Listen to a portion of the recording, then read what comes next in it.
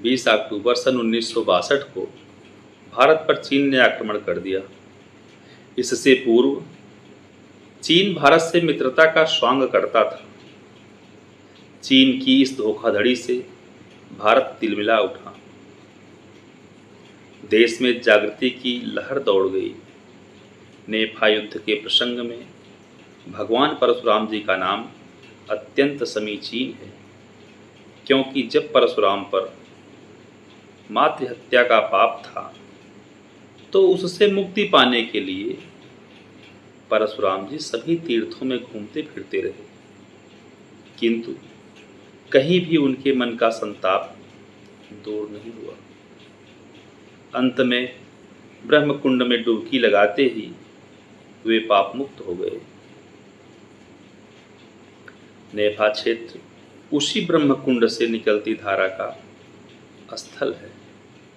जहाँ ब्रह्मपुत्र बहती हैं वहीं पर परशुराम कुंड भी है, जो हिंदुओं का तीर्थ स्थान भी है। ब्रह्मपुत्र का नाम लोहित भी है। लोहित अर्थात रक्त। कवि कहता है कि भारत ने अब अहिंसा के भाव को तिलांजलि देकर पुनः शस्त्र बल का आश्रय लिया है। यही परशुराम की प्रतीक्षा है, अर्थात अब शांति का संदेश न देते हुए परशुराम की तरह अपने मान सम्मान के लिए शस्त्र उठा लेना ही अपना धर्म है।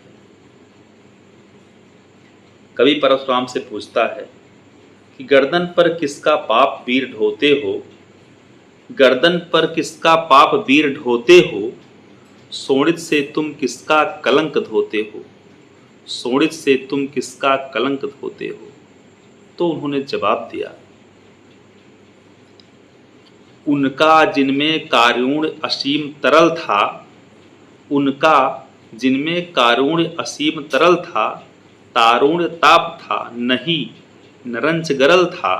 सस्ती सुकीर्ति पाकर जो भूल गए थे, सस्ती सुकीर्ति पाकर जो भूल गए थे, निर्वीर्य कल्पनाओं में भूल गए थे।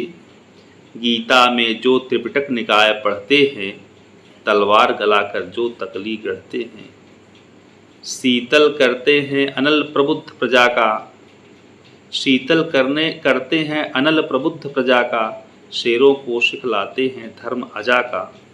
सारी वसुंधरा में गुरुपद पाने को, प्यासी धरती के लिए अमृत लाने को, जो संत लोग सीधे पाताल गए थे, जो संत लोग सीधे पाताल गए थे, अच्छे हैं अब पहले भी बहुत भले थे।